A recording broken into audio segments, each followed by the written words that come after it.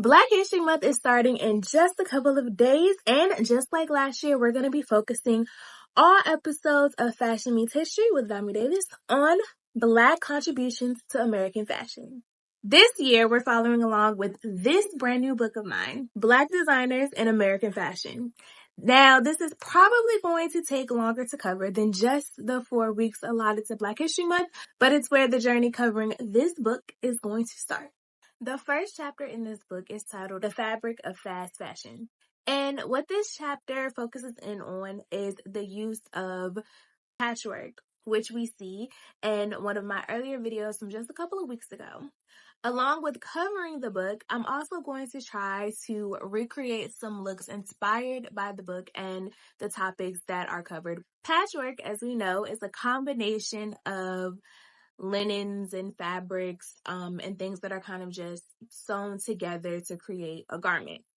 Now, we look at it today in 2024 as fashion and high fashion at that. A lot of the latest designs that we're seeing are based off of patchwork type themes. However, if you travel back in time to the 1800s or the antebellum period of American history, you'll find that enslaved people often had to wear patchwork garments because their clothes were made out of quite literal scraps of anything that they could find or that they were given. Another term that can be associated with the clothing of enslaved African Americans is Negro Cloth. And the name is just as derogatory as it implies. This type of fabric was created and manufactured and used specifically to clothe enslaved persons. The quality of it, the texture of it was all bottom of the barrel, and it was meant only to last until the next batch could be manufactured or until the owner was able to or wanted to come and rebuy cloth and fabric for their enslaved population. The institution of Negro Cloth is quite literally the basis of what we know as fast fashion.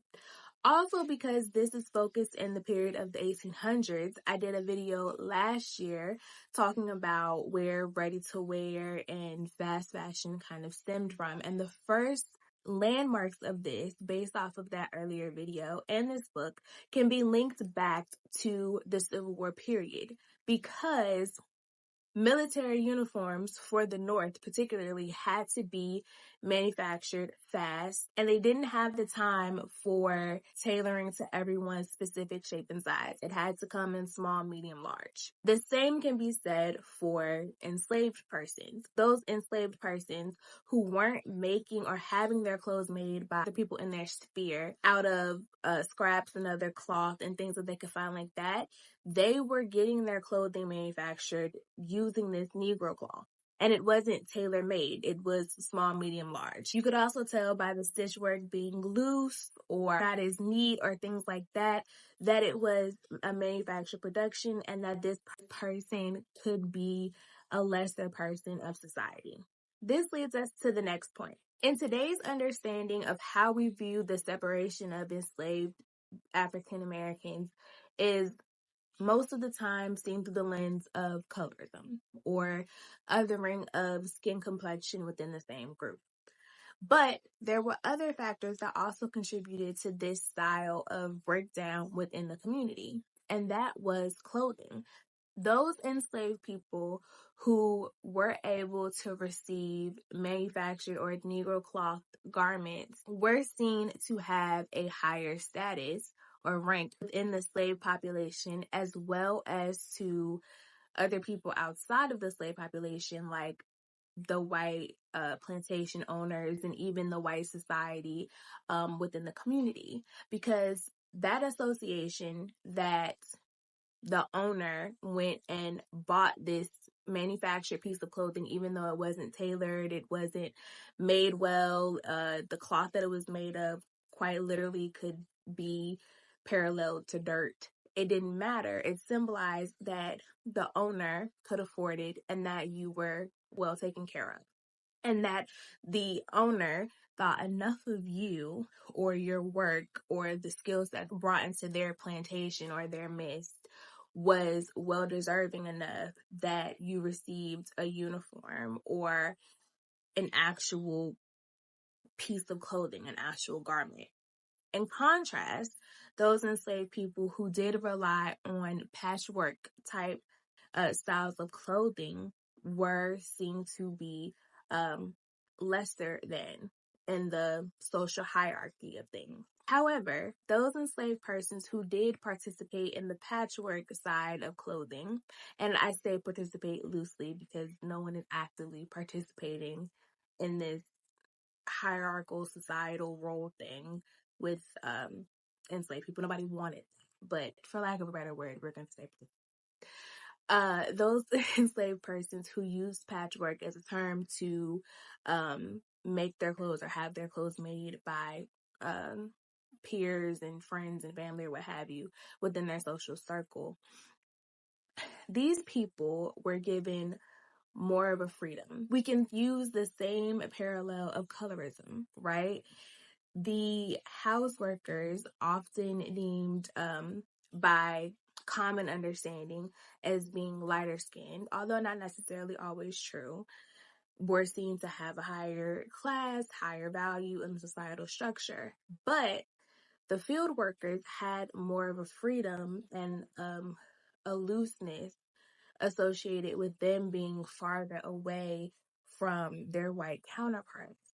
And the same could be said for this in the fashion sense.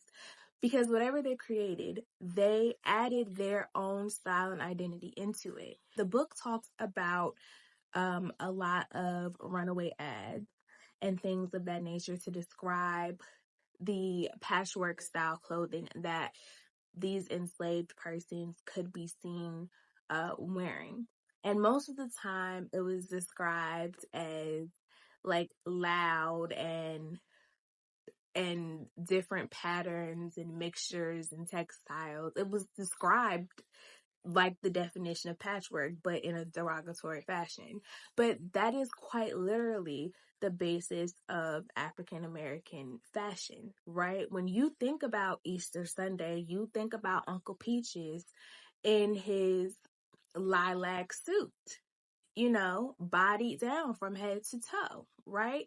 But being loud, being eccentric, being vibrant is literally a part of the African American experience and is tied to the culture much, much deeper than we ever would think. The clothing that enslaved African American people were told to wear or made to wear or had to make to live another day, those barriers were placed there to make them look like outsiders, to make them look like they didn't belong, to make them easier to see in a crowd, to catch when they try to escape. Even still, and the purpose of that being why slaver population made that decision. They actually made Black people some of the most important innovators and contributors to not only American fashion on a global scale. That's been a quick snippet of the first couple of pages of Black designers in American fashion. I can't wait to dig in more and share my findings with you guys, especially as we journey into Black History Month. So stay tuned for two things. The next installment of Fashion Meets History with Domii Davis, featuring the workings of the book Black Designers in American Fashion, and part 2 of sewing the patchwork blazer inspired by the book Black Designers in American Fashion. If you have questions, comments, or topics that you'd like me to cover, please drop them in the comments. As always, follow on socials, Instagram, Facebook, TikTok. Also, I'm starting Patreon, more details on that later. And subscribe to this channel if you don't. We love to see you. We love to talk. All right, bye.